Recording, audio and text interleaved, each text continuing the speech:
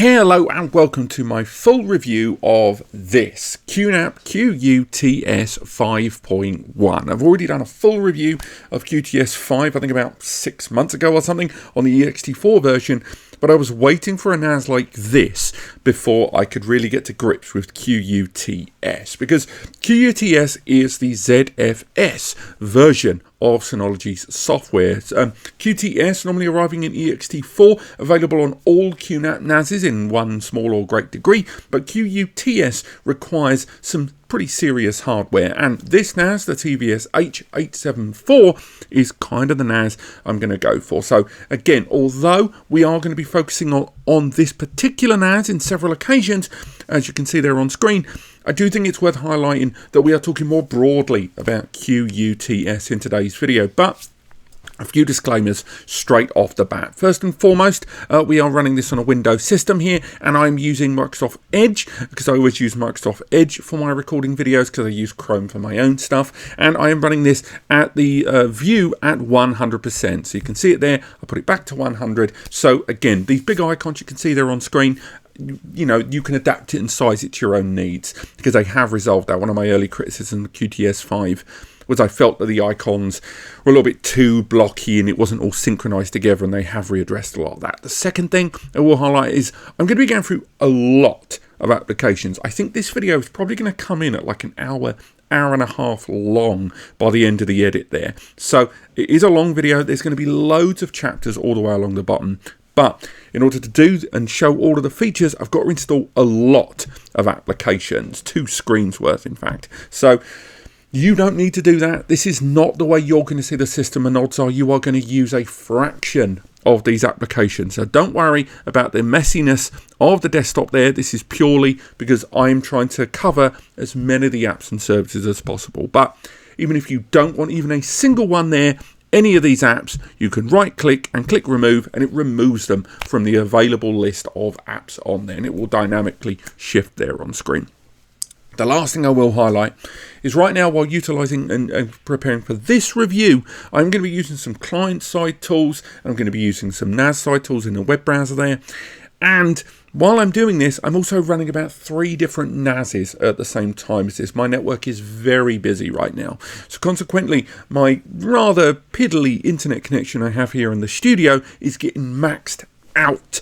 So do not be surprised if I open certain applications that have remote access on them, some cloud synchronization tools, some of the VM stuff where I'm synchronizing with cloud tools, there is a slight delay there. If the QNAP lets me down during this review, I will highlight it. But if I feel like the letdown is more to do with my own bombarded internet connection, I will highlight that instead. So do bear that in mind. But this is the user interface of QuTS there. Anyone that's ever used a ZFS file server, particularly TrueNAS, will know that it's very rare to get ZFS and a graphical user interface together. And QuTS is one of the few out there that seemingly gives you that. And why a graphical user interface? That, of course, what I mean is to have all of the features and services of a high-powered zettabyte file system server, but still be as usable and as adaptable as Windows, as Android, as OS X. So this is what you see when you log into the device. Actually, that's not true. Let's log out. This is what you really see when you get to your login screen there. You can enable 2-step authentication if you choose to. I've not done it for the ease of access, and I am accessing this NAS on the local area network. I will highlight, you don't have to use the QNAP at all online. So if you are going to go for one of these devices and you're concerned about having a NAS that has any kind of external access outside of your local area network, you can run a QNAP NAS with 0 internet connection if you choose. Just some services won't reach their full potential, and I'll go through those later. The other thing I'm going to be utilizing here on screen is the QFinder Pro. This is the tool that allows you to find NASs on the local area network, add network drives if you've got shared folders on there, configure, kind of do wake on LAN and stuff like that, and that's a tool that's completely free and included. Last thing, I do have my full script here running in the background while I'm going through the video. So if occasionally I'm looking down, that's because I'm trying to go back to my script there. But that's really it. So we log into our device. You may notice that I am using an account there that looks like the word admin. That's because I've created an account that's a bit like admin, but it's not the admin account, which is really, really important, because by default this system this has the account admin disabled. That super user account is disabled by default there. And again, that little drop there of that icon while we were looking at it there, that's the other disclaimer I should have mentioned earlier on. Notwithstanding that I am utilizing a very bombarded internet connection, this video is being recorded on OBS right now, as you can see here on screen, and it uses a lot of graphical resources, as does using certain client tools like the surveillance tool that we're going to touch on later on. It's going to wave up there to the top. And that is using a lot of system resources here on my recording laptop. You may even hear the fan there. But that's enough of that. Let's talk about the user interface. So, as you can see here on screen, you've got all of the icons and the apps as you might expect. On the top, you can get a very quick resource monitor that tells you immediately what's happening with the system. You can pull that back and forth. On top of that, you can go ahead into the real resource manager, of course, something we'll talk about later on. But on these quick access tools, you've got the notification board that gives you kind of instructions, guides, helpful advice, stuff like that there on the screen. On top of that, you've also got the notification panel. As you can see there in the background, it does alert you in certain ways about if things are critical errors, if they're not. So for example, here, this is when my system was trying to connect to remote internet services, and as mentioned, because of my limited internet connection being bombarded right now, it resulted in those alerts. If you've got connected devices, they appear here. Active processes, indexes, synchronization, backup all appear there. If you want to search the system for individual apps and files, you can do that directly from here. So if you search for the word photo, it'll look for individual apps there if you choose. If you wish, sorry, accidentally opened that there. If you want to navigate different applications and services, the top left allows you to browse all of the features and services and tools that you've installed. And if you want to kind of manage the server itself, you have two main ways of doing it. One, going into the control panel gives you a far more analytical approach where you can add new users if you choose, configure their controls. Again, all of it very straightforward. You can import existing CSVs or databases of users and their credentials in if you choose, or just create them on the fly. You can even batch create if you choose to. Individual users and their settings and credentials can be managed either from this panel, where you can choose to change their login credentials your side if you choose to. On top of that, you can change their profile, access email, privileges, phone numbers, that sort of stuff, all of that being added in there. Alongside, if you want to assign them to groups, if you're a business user and you've got marketing, warehouse, sales, HR, and you want those individual users to only be able to access certain kinds of storage or certain areas and apps, you can manage all of that there from within the permissions and the shared quota area. You can choose which users can do what. And again, creating users is very, very straightforward. So for example, this is how quick we can create a user. We can add a photo of that user if we choose. We can give them a name, so Alan, give them a password, we'll give them a password. Again, you can have to double check that password's correct. Again, from there, add a phone number if you choose, add different credentials. You can even set up remotely two-step authentication if you choose, what they can access and more. It's all within one single window there. Then click create. We've created our new user. It's that straightforward. While it's doing that in the background, we can go into the top here where, if from the user side, we can choose, if we wish, to say what we want to choose our side as the client user. So again, upload a photo if you choose to. You can go ahead and enable two-step authentication there. If you want rotational passwords or changing passwords, access to SSH keys that are binded to individual users. And again, SSH, Telnet, all of those remote access services disabled by default there. And again, you can change a lot of the features and settings there, usual stuff in the background, log out, auto block, that sort of thing. All of it can be adapted there very quickly. Within that original control panel, as mentioned, it all kind of breaks down into all these little lovely features and services, all of which can be managed from this panel, but a number of them do open out into their own individual applications and their own GUIs there. Have a look at my notes, make sure I've not skipped anything. We mentioned the resource monitor there. If we go into the resource monitor, we're able to see from the resource monitor quite a lot of analytical information. As you can see there, the amount of memory being utilized, which apps are using the most CPU memory. We can break it down if we choose to into individual resources there.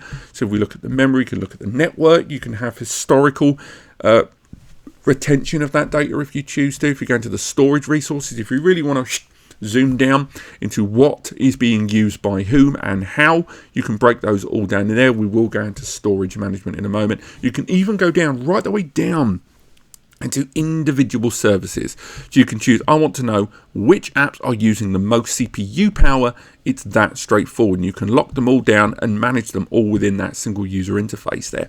So again, control has a good mix of slightly more technical and graphical all built in there. But if you are thinking about a QNAP NAS, I think it would be remiss not to at least think about security, because I think a lot of users that are buying servers have heard more and more stories about all of the different NAS brands all being targeted by horrible ransomware groups. So alongside the two-step authentication that we talked about, we can talk a little bit about the ways and means of accessing this system. So as mentioned, we do have accessing via that QFinder Pro software there at the bottom to find it on your local area network. You can also add and bind remote access credentials if you wish, if you want to add a remote NAS using the identification that you've created to be accessible on your client system there. If you don't want to use LAN and you want to use remote access, you can choose, if you use the My QNAP Cloud application here that allows you to access the NAS remotely. And again, authentication is required. You can have mobile application lock. You can also add certificates, which I've done directly from here. It has got 2-click addition of adding an encrypted SSL certificate from Let's Encrypt. You can choose how and what can access, who can use it, which users are binded to have access to remote protocol here. You can, if you want, allow it to do port forwarding for you, but I would not recommend that on any NAS brand platform at all.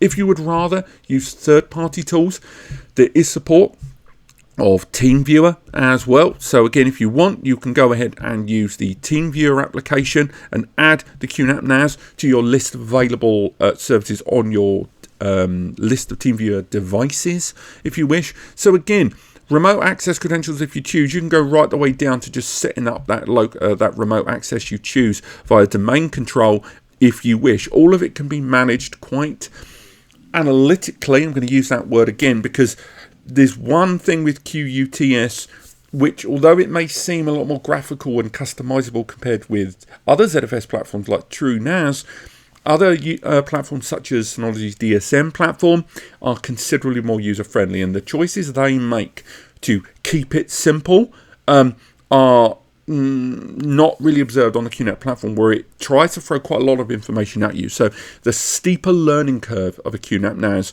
may put some novice users off. The customization is unparalleled, but with that, you do sometimes find you're being quite overwhelmed with information, something you're going to see later on.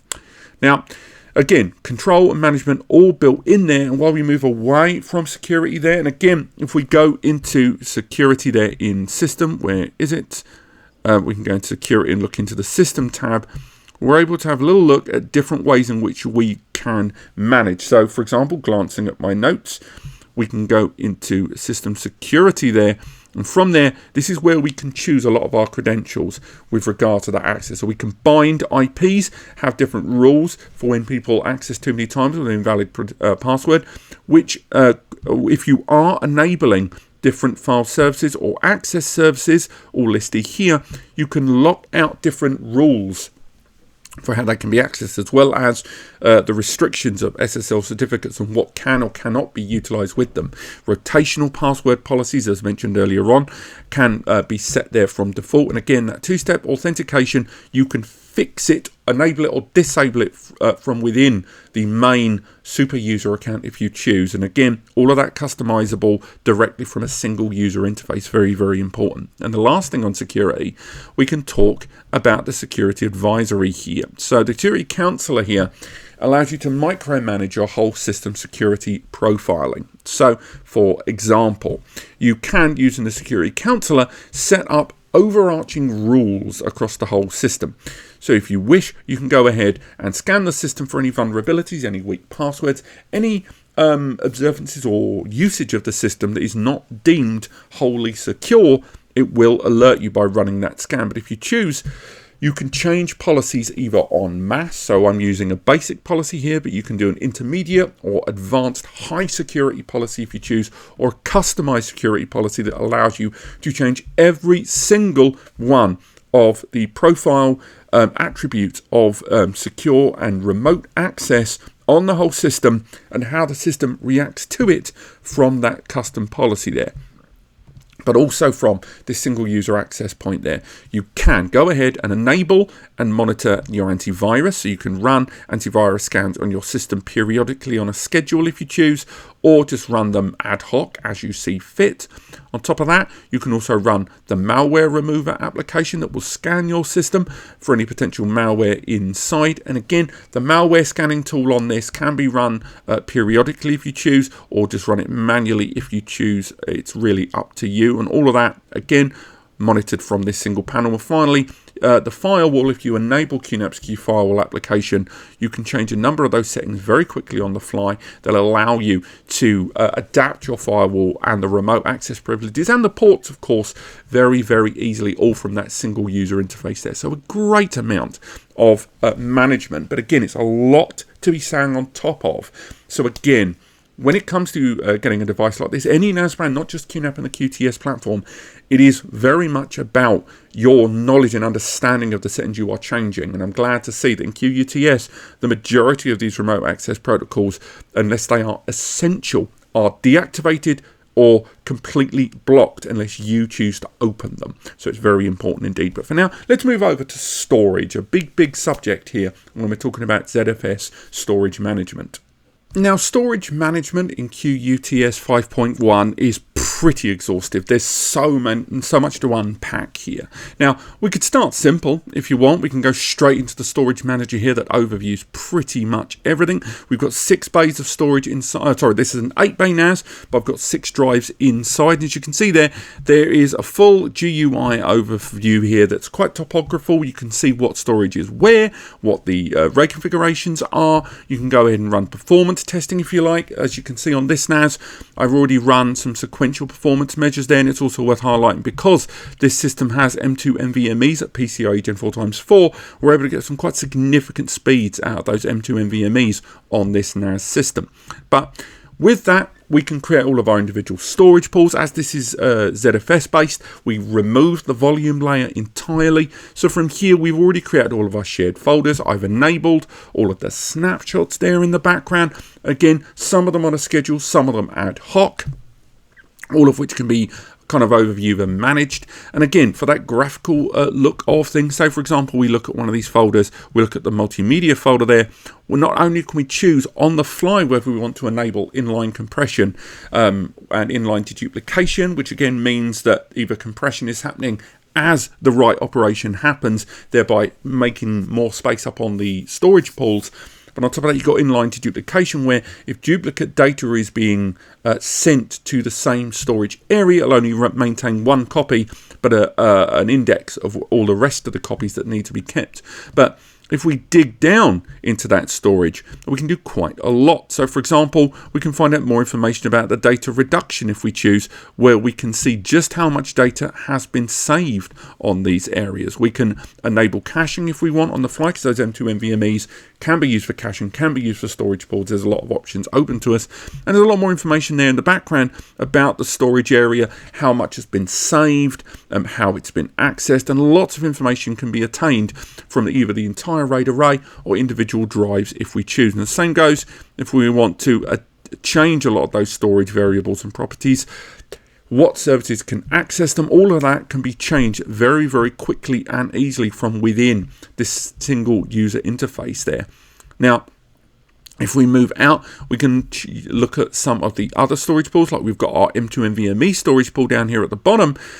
And as you can see there, again, we can see a wholesale data reduction there on screen if we choose, where we can see just how much data across all of the individual shared folders have been saved, both in terms of deduplication or compression. And again, all of it can be either enabled or disabled on the individual folders or the entire storage area as a whole there. So again, real great adaptability. The same thing goes with the snapshots there, which again can be done ad hoc. We can just go ahead and go straight into the snapshot agent, which can then manage all of the individual snapshots. So whether you are going to be storing these snapshots all locally or you're going to vault them up elsewhere, you can choose whether you want to completely run snapshot on the entire area of storage or just partial, as you can see there, where different variants of snapshots and where they're retained are being managed all within the snapshot agent there. And again, all of that, you can go straight into the whole of the configuration of these snapshots very, very easily, with a lot of them being changeable on the fly,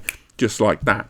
And again, replication of those snapshots can all be done very, very quickly within this user interface, as well as actioning these snapshots ad hoc whenever you see fit, or creating a brand new retention based snapshot there for longevity over time there. All of it all built in to that single user interface there. So again, some lovely options, all of which just all add up to this system, kind of bringing a lot of the control and GUI of commercial NAS systems into the world of ZFS right now. So again, we mentioned cache can be enabled on there.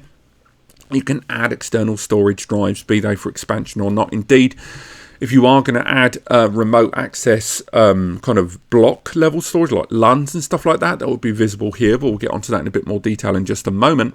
And if you want to add a lot of the expansion devices, they would be visible here, all of which all accessible and all visible within this standard user interface here on screen. So again, all of it controllable, all visible. But moving forward from that, what I really want to talk about are these four little buttons down here at the bottom, because these four buttons here, they all add up to some lovely little extra services, and some of which aren't available on any other ZFS platform there. So one of which I want to talk about is hybrid mount. Now, hybrid mount allows you to bolt on bog standard cloud drives. You know, the odd Dropbox, the odd Google Drive. It allows you to bolt them on and give them the appearance of localized storage. Not to be confused with synchronizing, something else we will talk about later on. This allows you to bolt on that storage and give it the appearance of localized storage. And that can be cloud, it can be a remote NAS, it can be a NAS on the network, some defunct but bog standard server. You can just add them very easily. So as you can see, I can create a cloud gateway with a myriad of different cloud providers and add that storage onto our QNAP NAS, which then QNAP can then use as if it's localized storage. Same goes if I wish to go into adding on a remote server. I can bolt that storage on. I just need its IP or its remote access identity and credentials, and I can add that storage on there. That allows you to not only use it in all of these apps and services, but even in the standard file manager. You can view these folders like these are all local, and at the bottom I bolted on a Google Drive. It's right there, and then I can use all of this as if it's local. So I can choose if I wish to view it, add it to all the indexing, view the images, have it synchronized with the AI stuff. All of it's there. Now, another thing to talk about there is iSCSI and fiber channel management. There's a dedicated tool here that allows you to very quickly and very easily create those pools and LUNs, have them living anywhere on the system as you choose, change the provisioning policy to whether you want thick or thin, as well as adding the storage. And of course, with the thick provisioning, you can, you know, sky's the limit on the storage you want to go for and make it at least look like, as well as enabling everything from snapshots to enabling deduplication and compression in line. And again, adding them is very, very easy. And once you've done that, you can use your local initiator, whichever one it is that you use, and add it straight away in there. And again, all of that, with all of that storage being visible from within the larger storage manager. You can even add it to all of your backup tools, your synchronization tools, your virtual machine tools. All of that appears here on that screen. Now, with the ZFS side of things, you can, if you choose, on day one, use the ZFS profiling tool, and it'll do a better job of scanning your architecture of storage to make the very best storage area you can, and not 3 years down the line suddenly realize you ballsed up the layout of your data and your drives and your RAID and regret it later. So it allows you to go for, I've already created it, but if I hadn't, I could have used this tool to analyze over a period of time the best layout for my data. Now the last thing is virtual JBOD, much like hybrid mount, allows me to bolt on remote or cloud or LAN storage on other servers or cloud servers. Virtual JBOD allows me to allocate areas of storage available on my NAS and make it remotely accessible, a virtual JBOD of storage that can then be used by somewhere else. And that can be used by another NAS, or it can be used by a cloud provider, thereby making another step to create hybrid storage. And hybrid storage, on-prem or on-premises, or bare metal hybrid storage. These are things we're going to have to talk a lot more in this video when we get to the backup and sync area of the video. But again, just lots of storage configuration and tools there readily available straight off the bat there. As I look at my notes, what have we missed everything? No, we've missed one thing, and this requires an internet connection, so fingers crossed we're not going to get screwed over while doing this. Now that is Drive Analyzer. Now Drive Analyzer unfortunately is license based, something we are going to talk a little bit more in a moment because it will annoy. But with Drive Analyzer, sorry, I've just realized my phone is in my pocket, I don't want it to muck up the mic. Drive Analyzer allows you to have your drives being constantly monitored for any one of thousands of different variables of indicators of drives failing remotely. You can have reports generated by the activity on that, and if it predicts that your drive is going to fail, it allows you to start making provisions for that. Not just as you would in a RAID where you have a drive failover, but clone existing drives and therefore swap out drives that are potentially going to fall over.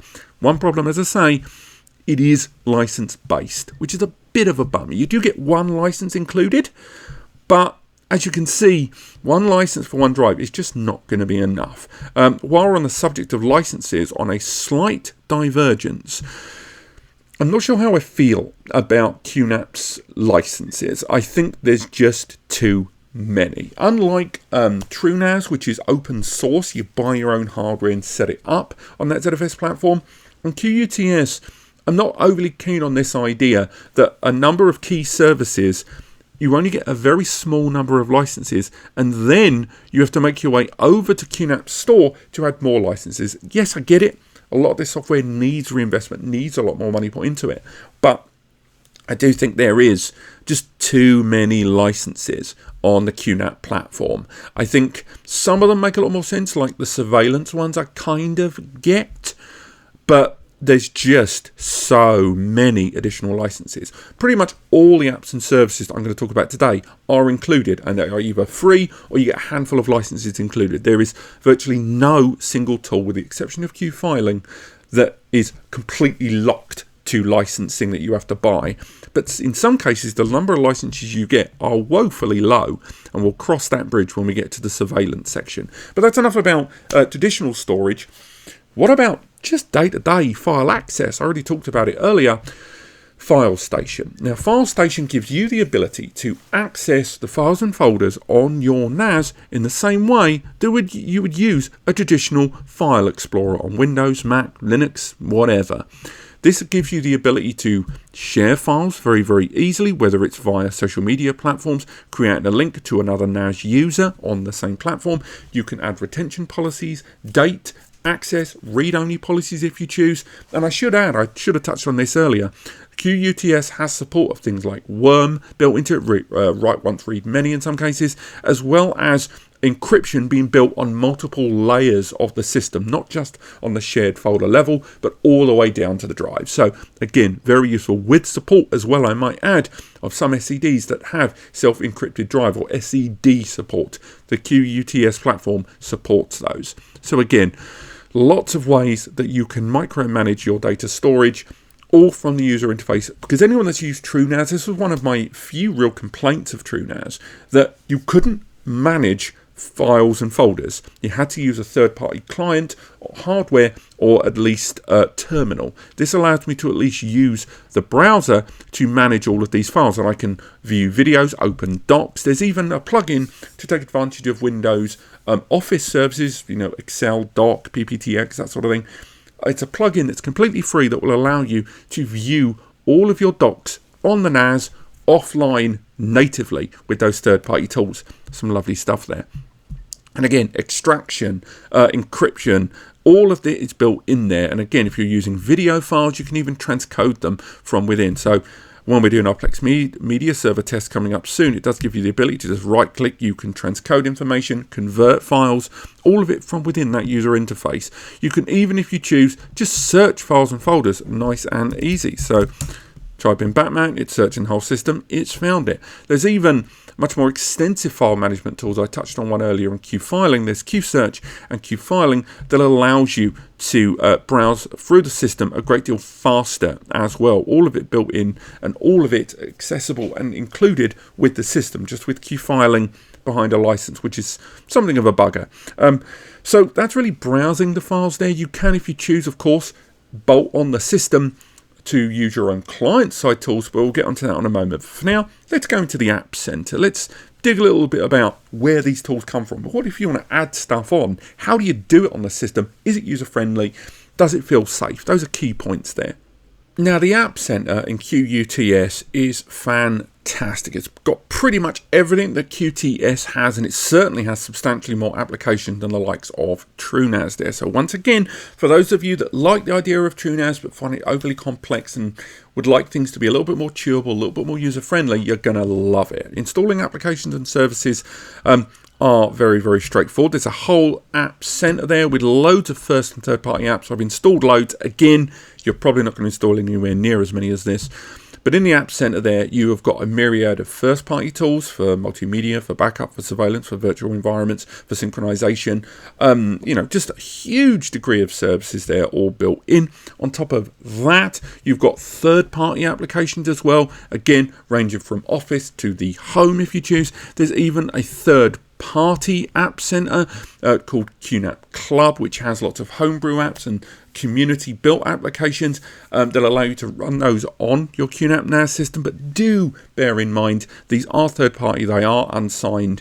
So again, use them. Big old pinch of salt there, but it's just nice to have so many third party tools. There's even a dedicated app center for if you're using the HDMI output on a NAS, such as on this NAS, the TVS 874 as an HDMI output, and you can run a parallel graphical user interface. And again, what I mean by that is all of the features and services of QUTS are running, and over here with an HDMI output, a keyboard and a mouse, a remote control, whatever you want to use, you can also access the NAS, and you can use that as a standalone virtual machine computer, use it for surveillance, use it for entertainment, use it for Plex, use it for MB, use it for a standalone machine. It's really all built in there. And once again, you can either use the first party tools or go into QNAP Club, go into the hybrid desk station area, and you have so many tools that you can run via that parallel graphical user interface and platform on the QNAP NAS, all being outputted. Everything from games people have converted over onto the QNAP platform, and again, running Plex Media Server, your lovely 4K Plex NAS running on this system, as well as Kodi, MB, Tonki, it's all there. Last thing, you can even go straight into the multimedia add-ons and have further add-ons all built in to enhance multimedia metadata scraping, all of that on there. So again, loads of apps and tools. And if you are installing an app, what you can do is not only can you deploy QUTS from an SSD or an M2 NVMe inside your QNAP NAS, but you can even choose. So, for example, if we look at an app I've not installed, let's go for a first-party tool. Cinema there, that's a home cinema management tool.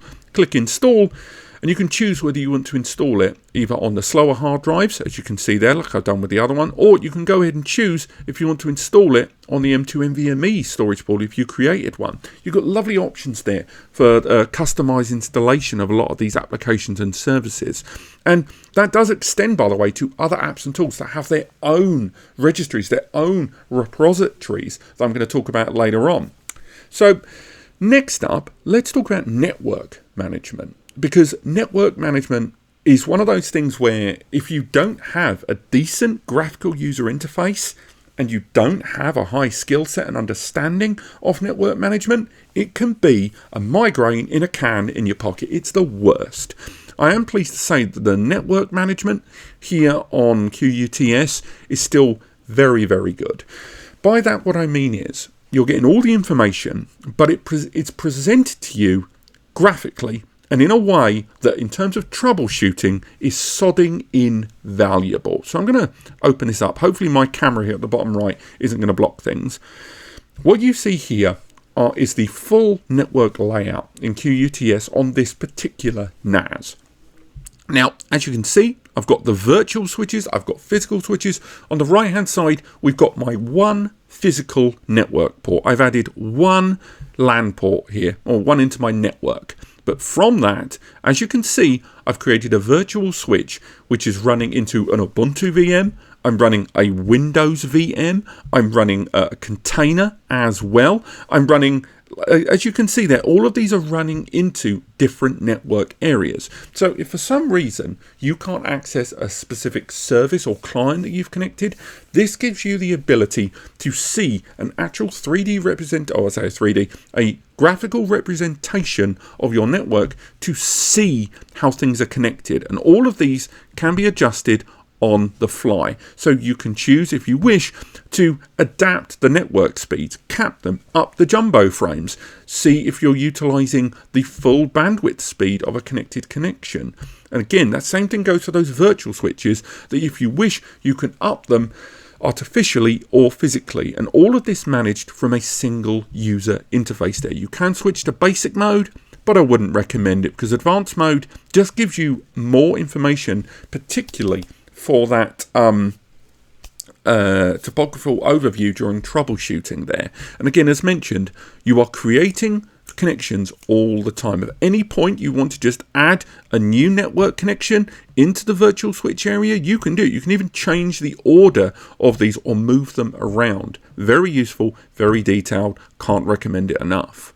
Now, when you're also going down this road of remote access and connection, we've gone through security and the management of that network, but what about the actual connections themselves?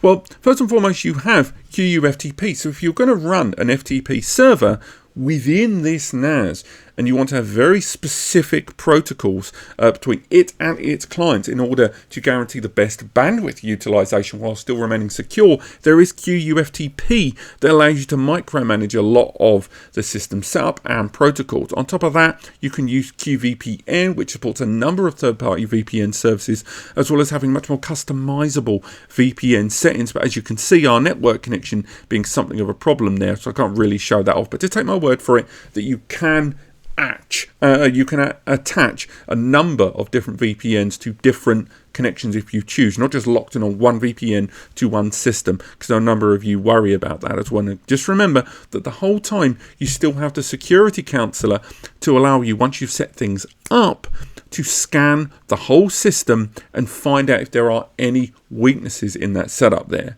Next, let's talk about backup and synchronization, because having all your data inside one NAS, ZFS or not, is not a good idea. So what I'm going to do is walk you through now all of the different ways in which not only data lives in your NAS, but how you can synchronize it with cloud services, with other NASs, with USB, with SaaS, software as a service platforms, ultimately utilizing your NAS as an on-prem or on-premises bare metal hybrid synchronized platform with other services you may already have in place. So probably the most obvious one, and one that I talk about on the channel quite a lot, is Hybrid Backup Sync 3. This single portal access point allows you to micromanage all of your backups, as well as a number of synchronized services as well. So, for example, I'm already running a backup here between the NAS in system, as you can already see there, but what I can do is go ahead and create another one very, very easily. These backup jobs here take advantage of selecting a file or folder on my NAS. So for example, this one here, we can go ahead and then choose either a remote access NAS, a local folder if we want to back up to 2 different storage pools, or a number of different cloud platforms there. And when you've connected one of these, from there you can go ahead and change synchronized schedule policies and backup policies. You can say the size of files you can do for date registries. You can also do exclusions of different file types. And again, you can change the retention policies to overwrite or have versioning where they're maintained indefinitely there for the backups between those. On top of that, you can create synchronized tools there that allow you to synchronize those cloud storage. Again, much like the same thing I just mentioned, but this way we can have the cloud area and the local NAS bare metal to synchronize and be identical for the data inside these individual folders or whole storage systems if there's enough space. Have a one-way sync where changes on one are the only one that are noticed, so they're all sending them back, or an active sync job that's reactive to changes. So say we did a two-way sync, we could choose that we want the local NAS to synchronize, in this case, with a cloud platform. So we can go ahead, choose Google Drive. I've already created an account. So we can choose, if we wish, to have a two-way sync job where we choose individual files and folders on the NAS, such as that one. And then on the cloud, list all the available folders on the cloud, and it will scan. So unfortunately, again, my limited internet connection where I am will probably slow this down, but it would show the available folders. And then from there, you can go ahead, and then it will go ahead and create that connection between the two. Then from there, change those policies. Also afterwards, how and when you want it to happen. Do you want it to happen once or on a schedule or be reactive? Those filters that I mentioned. And again, policies creatable on the fly. Finally, you can go ahead and create it, which I'm not going to do now because it would slow things down. Again, you can oversee jobs. So if you want to know which jobs have happened, what haven't happened, or any coming up in the future, they're all manageable there, as well as adding on things like Apple Time Machine if you're already running a Mac setup to send more to it. Or if you've got kind of Linux non-branded servers, run them with rsync or RTRR. That includes third-party brands as well, Synology, TerraMaster, Acerstore, whatever, as well as USB backups as well with the front port where you connect it. What do you want the system to do and how you want it to back up there? So again, an incredibly diverse and useful tool there. And I should have showed you as well, actually, before I shut that down, is right at the bottom. Once again, you've got a topographical overview of all of your backups, manageable in a single user interface there, and what folders and files, not files, which folders and storage areas are being backed up. So that's the main tool there. But then things can get a little bit more diverse. So for example, you've got QSync. This is a synchronized platform tool that allows you, if we open up QSync on my system, to create a folder on your local machine, your Mac, your Windows, your Linux machine. So as you see here down here, we can make our way down and find a QSync folder. And this allows you to, on your local Mac or Windows system, carry on working like you normally would, but have a folder with everything in the NAS that you choose to be visible inside this folder. And then from there, you can go ahead and enable file pinning, file streaming, all of which are accessible from within the NAS. You can choose whether you want to pin that file. You can choose whether you want to view it once but delete it 30 days later. All of on the client side, not on the NAS side, with you having to manage that file explorer here. So for those of you that want to create maybe a team folder that all of your connected users at different places are all working from, you can create that in QSync, and then all the individual users on their side, all they've got to worry about is what they are doing, and all of it's being backed up on that folder, all of which being synchronized with the NAS there. It's an incredibly useful tool that I think QNAP could stand to be a lot louder about than they are, because there's a number of features that their competitors are rolling out that have been in QSync for a long period of time that they just could stand to be louder. And again, the team folder, you can create a brand new folder or roll in existing folders from within the NAS into the shared team folder, and you can create multiple team folders for different groups, and that's where that user account control comes in as well. Now, after QSync, you can then synchronize with very specific services, such as if you've got a WordPress server, you can go ahead and synchronize that WordPress server and its data with the NAS. And you can even use things like Google Photos I did in a recent video, but it doesn't seem to be a feature that's currently included in MARS QuTS. And again, same overview, same ability to add individual services in there very easily. Next up, QObjects. Do you want to synchronize with large-scale bucket and blob storage? You can do it. It's that straightforward. Go ahead and add different storage spaces like Amazon S3, AWS, some of the Google containers, all of which can be added very easily from within this user interface. And again, live synchronization for you to have a bare metal on-premises physical accessible version of cloud storage that you may lose access to if you're accessing on the cloud. If you're using virtual machines using third-party services like Hyper-V, or VMware, you can also back up that using the Hyperdata Protector to back up those services onto your NAS.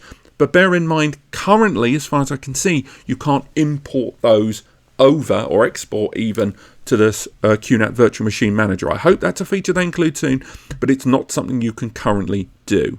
On top of that, if going back to those SaaS services, software as a service, if you're using Office 365 in your business or using Google Workspace in your business, what you can do is create a connection, again, an on-premises bare metal connected server in your home or office that synchronizes all of the data on Office 365, your email client, your current data, all laid out natively within that account stuff. The same thing goes with Office 365 with all of the services that are included with that. Synchronize it with the NAS, and then all of your connected users, again, family members, team members, whatever, are still accessing all of that data in that native Office 365 and Google Workspace way, but they're not communicating with the cloud directly. They're communicating with the cloud and via the NAS. And if your office loses internet connectivity, you don't lose access to the data because it's synchronized with the NAS, and you're accessing that data natively on your client hardware. And then when the internet connection is re-established, the NAS in the background will resynchronize with the cloud all of the changes. An incredibly useful tool there. And the same thing goes if you want to go a little bit more specific, such as synchronizing with your third-party calendars. You can do that with QCal or you can use QMix to synchronize with other platforms where you're having content creation. And it's a lot like IFTTT, and there's even mail management applications for you to run a mail server or synchronize with third-party mail services as well from within the QNAP platform there. A tremendously large number of backup and synchronization services all built in, and for the most part included with QuTS. Just bear in mind that the more enterprise level features do have that license locked in along the way after even as little as 5 users. Next up, multimedia. Now, a lot of you are looking at QNAP NAS because of the hardware on offer, the customization and the support of third-party multimedia players. Again, your Plex, your Kodi, your Twonky, your MB. They're all in their Jellyfin as well. But QNAP does have its own range of apps. But I think this is one of the areas that, although good in some cases, such as Multimedia Console, the actual some of the multimedia applications are a little bit underwhelming. It's one of the areas I think QNAP could stand to maybe work a little bit more on, particularly when they've got that great support of that HDMI output. I think some of their first-party multimedia apps, with the exception of 2, could do with some work. Now, what do I mean by that? Well, the one that really stands out is Multimedia Console, but you don't really understand just how good Multimedia Console is until you roll out the other apps. So, for example, we can roll in with the Multimedia app. Let's have a look there. I've got quite a lot here on screen. We've got Music Station. We can go into Video Station. We'll open it up on there.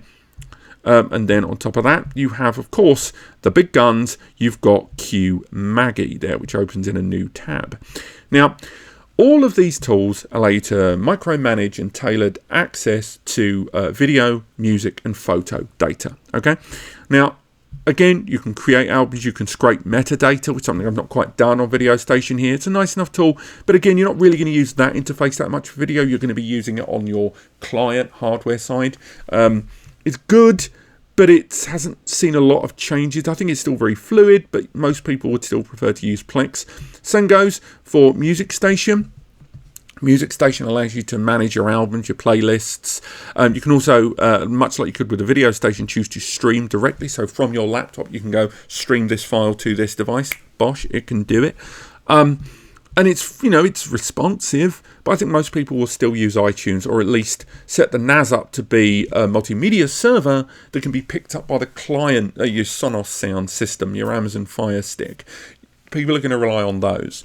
But when it comes to photos, QuMagie different kettle of fish. With AI recognition, it allows you to upload decades of photos, and then it will scan those photos, which you can see there. It's already scanned a lot of them there on screen, and it will do facial recognition. So with that, for example, while scanning through, I think I uploaded a few thousand photos, it knows all of these people in the photos. And if it recognizes the same person in multiple albums, it will group them together, and then you can name them. So for example, I can go ahead and find, this is Lindsay. So I can go ahead, and you can see I've already added her there, even though her photo looks different. So I can click Lindsay, and it now merges those together.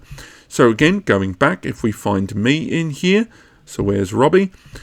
We can click me there, and on the right hand side of the screen, it finds all these photos of me that it's used facial recognition to find. Those photos weren't called robbie.png. It scanned those photos and then grouped them together by that face. So when I upload photos in the future, now I've told it that's who Robbie is, it will add it to that database. Now, it does this with no internet connectivity. You can disable the internet. The AI engine is inside the QNAP. It doesn't need the internet to do this. So you can still have AI supported services without an internet connection, something you can't get with Google Photos and a number of other services. On top of that, not just with people recognition, you can also have thing recognition. So thing recognition allows you, say in this case, while those photos are being scanned, and you can hear the fans on my laptop start to creep up now, you can see if we go for, let's go for an example of food and drink. We go into the food section, we can see that it has recognized baked goods, which again, I know they look like bras. I believe they were meant to be Bruce Willis Die Hard cookies with the vest. But as you can see, it's worked out all of these are photos of food. Once again, just because it's analysed those photos. Same thing goes for drinks. It's managed to not only just call everything liquid, it's understood that that's a cocktail. It's understood that that's a beer. It's not always correct, but it has still managed to catalogue a lot of these very, very easily. And a lot of them, like kind of cataloguing as best it can with the AI engine. And none of this has been done with utilising existing JSON data from, say, Google Photos. It's done it by analysing the photos with an AI. Same thing goes with the places. Unfortunately, this is more about scraping the metadata of photos. So when you take photos on, say, a mobile phone, it has a tendency to maintain the metadata there. So, for example, this picture of a big plate of chips, because I'm a monster, I can break down and find that the metadata there recorded where the photo was taken, and the QNAP was able to access that. And you can really dig quite deep into the available metadata attached to all of these photos. File sharing is incredibly straightforward as well. You can go ahead and choose to share from here. And again, if you do enable sharing, what you can do is you can enable validity periods. You can say who can access it or not. You can go ahead and go back into the main interface of photos and select multiple images if you choose, which from there, if you choose the timeline, you can say you can group albums of photos together and then say I want to share those in particular. Another thing worth highlighting again, while we make our way in, while we look at the albums, you can go for file and folder view if you'd rather go to the old traditional route. And again, we can go ahead, click there and choose, if we wish, how we want to convert to a smart album, whether we want to share this with other users. All of it nice and accessible and controllable from within that standard user interface there. And if you're using the mobile application, what you can do is have your phone backing up your photos rather than to Google Cloud or iPhotos. You can go ahead and back it up to the QNAP NAS, and then it will continue this legacy of having that great photo collection. So although the video and the music application is still a bit blah, I will say that when it comes to QuMagie, things are really pulled back the other way, and it's just a great tool. But it's made even better thanks to this tool, Multimedia Console. This is a single portal access point that allows you to micromanage the entire multimedia collection on your NAS for each of those apps. So rather than going into all of them individually, and that also includes DLNA Media Server, iTunes Server, or any of the other multimedia applications on the NAS, you can go into this tool and then control the content that each of them can see. Apologise for the delay for those coming up there on screen. Again, network and OBS still going nuts there in the background. But say, for example, QuMagie, you can go ahead and say, right, in QuMagie, I want it to access very specific folders. So I don't want it to access the entire database of the system. I just want it to access one folder. I can even break it down if I choose to individual albums if I like. And then you click apply and you can add that. You can even choose albums to not be accessed. And you can do that for each of the applications that you want the system to be able to access. That also includes when you want them to be indexed. So you can choose periodically when you want the system to scan the multimedia on behalf of each of those tools to find new photos, to recognize new faces, to create thumbnails.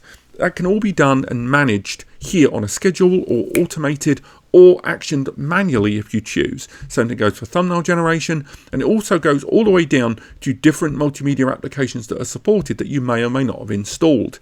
Finally, you've got that AI engine, which is constantly being updated by QNAP, and again, you can choose what you want it to do or different services you want to kind of enhance or disable. So if you don't want object recognition, but you want thing recognition or vice versa, you can set the AI to only do certain things. It's a really great service. And overall, in terms of multimedia, of course, there is support of those third-party tools, which I'm not going to review in this video, things like MB and things like Plex, because they are third-party.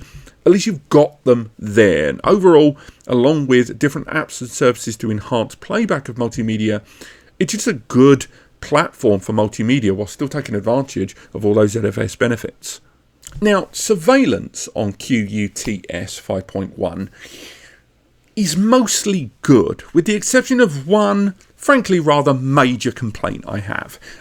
But let's dig into what we like first. Let's stay positive, shall we? So, the QuTS platform arrives with QVR Elite. QVR Elite, if we bring that up there on screen, is the faster and less resource intensive version of QVR Pro. Now, it does allow you to set individual recording spaces. You can also take advantage of different storage methods. There are recording methods, H.264, 265. There's a mobile application client. There's a desktop client, which we are going to be looking at in just a moment here on screen. And again, that is recording live, as you can see there. On top of that, we've also got the ability to add thousands of cameras. There are thousands of cameras compatible, and depending on the power of your NAS, you can add lots of different cameras. Again, I've already added 2 cameras to this system.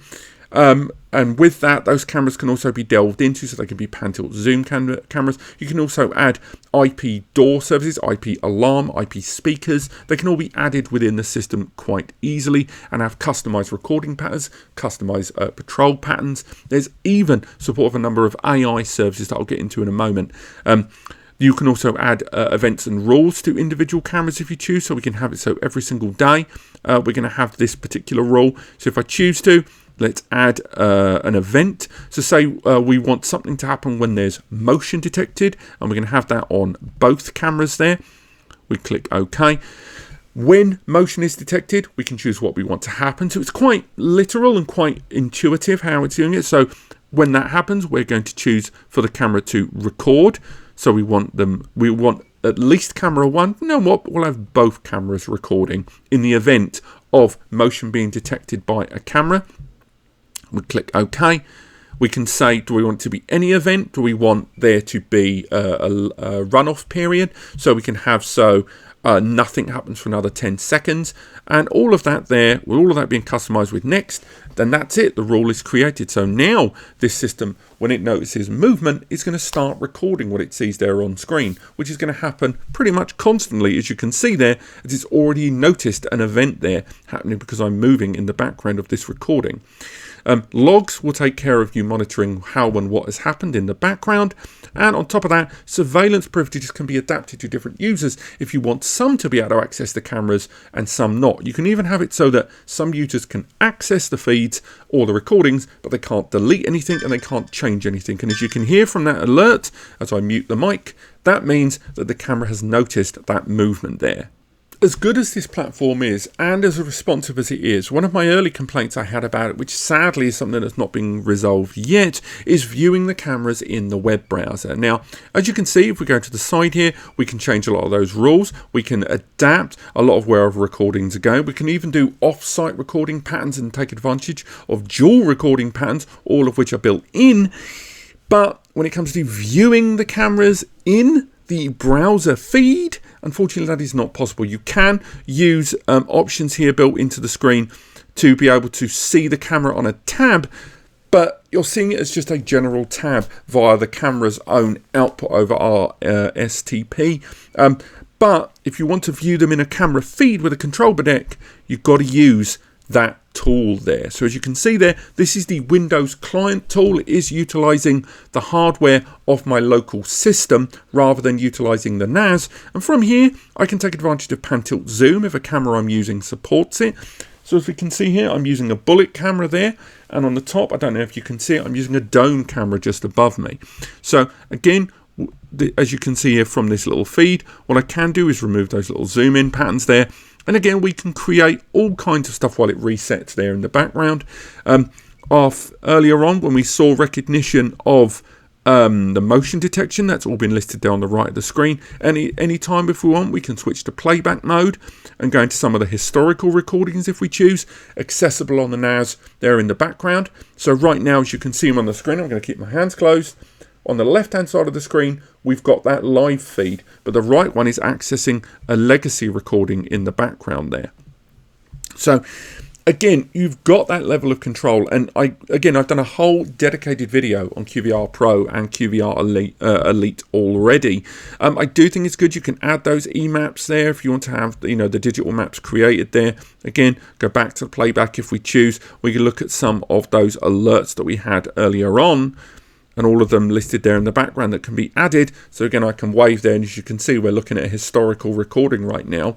And it's good. You can add the cameras. You've got all the alert patterns you can add and control. But it's the idea that I can't do it on the web browser, and I need that client app to do it, which once you factor in a lot of security protocol can be something of a hurdle for some that just want to access it as quick as possible. Now, the other thing I'm not keen on is the licensing. You only get 2 camera licenses with QVR Elite. Normal QVR Pro on the EXT4 platform has 8 camera licenses, which is huge and, well worth the price of admission. But the idea I only get 2 licenses, it brings us back to that issue of licensing on the QNAP or QTS platform being a little bit more aggressive, I think, than people might like. Now, to offset that, it's worth highlighting there are some things on this platform, at least as far as surveillance is concerned, that are just not available elsewhere. Now, for those of you that have been looking at, say, Synology's platform and its handling of surveillance, one of the things you may know about is they have a DVA, Deep Video Analysis platform, that has AI recognition built into their surveillance platform on some, and that's some, by that I mean 3 of their NAS range. They've got a GPU on board that allows you to have cameras that don't just notice motion and detection and stuff like that, motion and heat or anything like that. There's people counting, license plate recognition, there is facial recognition, thing recognition. You could have a camera set up that's noticing a street that's got loads of cars moving around, but you want to know when a specific face appears, or people counting, or intrusion detection. A lot of these are available on any QNAP NAS because of QVR Face Insight, QVR Face Link, and QVR Face Tiger. This allows you to use AI camera recognition tools on your surveillance setup with QVR Pro and QVR Elite, giving you the ability to add preset images of people, or if faces have been recognized, you can label them one by one, much like you could in QuMagie. But once again, as good as that sounds, licensing, because it still requires you to add it. You get 1 recognition license, or 5, I think in some cases, depending on the setup, but it's that idea about so much of these features being locked behind licensing when you've spent thousands of pounds on a server. It's a little troublesome to swallow. Camera licenses, when you've got 8 of them, that's mostly okay as far as I'm concerned, because when you get 8 of those, given camera licenses, the reason for them existing is more money going into a platform so it can evolve and get better and better and better, because you might buy a NAS that's got a 3-year warranty, but you might be using surveillance for 10 years. That makes it financially, troublesome. But the licensing on this platform I'm finding a little bit more egregious than, than most. I do think it's a good surveillance platform, and I like the fact I've got AI services. Hell, I like that I can genuinely just add, if I want, a USB camera.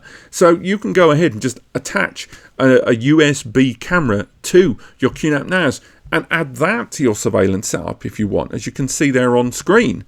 And there you go, we've got it there, we can view it live, and that is the NAS during our video there in the background. But it's just the abundance of licensing on this that I'm not overly keen on, that I think undercuts the overall utility and usefulness of QVR Elite. The final thing I want to talk about is to do with virtualization. Now, virtualization can mean many, many things, but in the case of this and QuTS and indeed servers in general, I'm talking about virtual deployed environments. Now, when it comes to QNAP, this is one area where they are strong on the QuTS platform, with only really two things I wish they were including, which they haven't yet. So let's go straight into probably the biggest and most important application of all, Virtualization Station. Here we have a Windows 10 VM that I've deployed from within the application, and that's running there on the local area network. As you can see, we can control the display there, we can add features, record it, roll back if we've got snapshots and stuff like that. Again, we can action all of that from that GUI within that web browser there. If we were using remote desktop connection, if we choose to, so remote desktop, we could choose if we wish, oh no, I've selected the wrong one. We can choose to go ahead and enter the IP and identity of that virtual machine and deploy it a great deal more locally with lower latency there if we choose to. But what if we want to manage that VM? Well, that's where the GUI at the back end, the QuTS, kicks in, because, and I still say this every time, I consider this the best virtual machine tool in the market right now, and I include VirtualBox, I include other NAS platforms. Why am I saying such a bold statement? Well, because this is included, and there's none of that dicking around with licenses this time around. We can deploy our VM in there. We can import an existing image, a VDK, an ISO. We can import all of those VMs in if we choose to. We can convert existing VMs that maybe are in versions or images that we can't deploy straight off the bat. We can roll them in. We can create a completely bespoke virtual machine in the most conventional hypervisor sense for us to dump on any ISO in a digital form that we choose. So we can just create a VM if we choose, optimize it for a certain kind of OS use down the line, and then just create it from all the way the ground up. Assign physical USB ports, assign a PCIe slot with a graphics card, assigning all of the physical attributes and network to our VM and create it from the ground up. But what if we don't want to muck around? Well, you can go ahead and download VMs directly. So you can go on here and download a Windows 7, a Windows 8, a Windows 10, and even a Windows 11 VM now directly onto our system to deploy. It downloads it in 2 clicks, ready to go. It's that straightforward. And it will just add that VM to our existing list. So that VM there that's running, we can customize it a little when it's in operation, but when it's powered down, we can add networks on the fly if we choose. We can change how it is perceived, its boot regimen, how and when it boots, which networks it can access, how much storage it has. We can roll up and down as we see fit. And again, all of that configurable from within this single tool here, all of them on the whole list. And indeed, we can create those routine snapshots, or we can roll things back digitally if we choose for that virtual machine. There's even another VM marketplace if we want to step away slightly from kind of OS, consumer stuff. And if we want to go towards, again, Zabbix, pfSense, stuff like that, all of them running from within that system there. And again, all of it integrating with other tools on the NAS. Again, if you want to go for something even faster to deploy, you install Ubuntu Station. Ubuntu Station in 2 clicks allows you to open up, download a new version of Ubuntu and deploy it. And that allows you to take advantage of the Linux-based virtual machine tool here. So if I log in, and then from there, you can now have your Linux VM. And again, you can run these VMs on the NVMe storage pool, on the main storage pool, on whatever you want. All with that snapshot and retention policy there in the background, as well as changing access rules, as well as changing fidelity rules and the quality of that VM at any time you wish. And again, these VMs completely usable. Actually, I should really refresh that because I've been flicking around tabs. Again, my network's fault, not the QNAP. And again, access everything you want from within that VM or shut it down, and then all of that is affected immediately from within the QNAP virtual machine tool there. And again, these are completely configurable and shareable remotely with the right security credentials, or just on the local area network with different access privileges to all the individual users. Same goes with QNAP being one of the few brands that has its own container application, as well as accessing a container registry for you to download existing containers if you choose. You can create your own containers from the ground up and adapt them, get into a terminal with them, as well as try to kind of build them and snapshot the areas of storage as seen earlier on with the other main storage arrays for synchronization and backups. Again, how much of snapshots rolls into that? Not so sure. But again, with huge potential for different virtual fields, it's very hard to overestimate just how well suited the QNAP environment is to running virtual environments. The one thing it doesn't have, and I know I mentioned this earlier, but I do think it's worth highlighting again in case you missed it, is with Hyperdata Protector, currently you can back up. Again, VMware and Hyper-V platforms, if you're running these virtual machines on other third-party hypervisors there, to use the NAS as an on-prem or bare metal synced platform for that hybrid storage there. But what you can't do is immediately deploy it in the virtual machine manager, which is a real shame, because it would be great to just have a little button there that goes, you're accessing your VMware VM somewhere, you lose external access. The idea that that could be automatically switched over to virtualization station would be really, really useful. And it's a real shame that's not integrated into it. But do you know what? Let's summarize our overview and review of QuTS. What do we like? What do we not like? And overall, is it suited for you?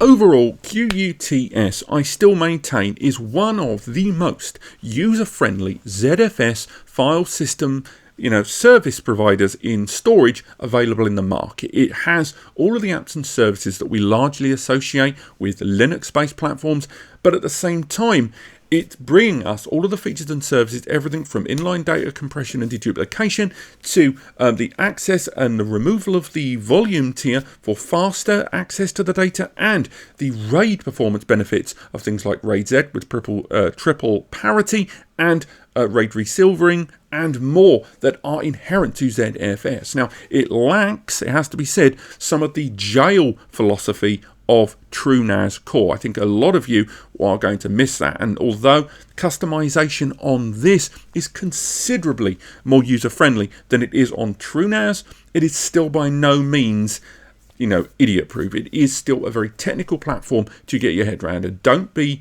kind of deluded by a lot of icons on screen making you think that this is a very straightforward system, because ultimately when it comes to securing a business class server, as user-friendly as this may seem, we have really still just scratched the surface. We have looked at something like 25 to 30 applications when there are hundreds available. Hundreds of different setups, be they virtual or localized. I will say that right now, QuTS and indeed QTS is the best it's ever been with regards as acting as an on-premises backup to cloud services, acting as your own standalone server, or as running the primary storage area for a multi-site operation within your business. I think home users, you're not really going to see the benefits of QuTS over QTS, and particularly with regard to that licensing stuff, I think QuTS has clearly got a business mindset behind it, and a lot of that licensing, subscription-based or otherwise, I think is more for them than it is for home users. And if you're a home user, even if you are buying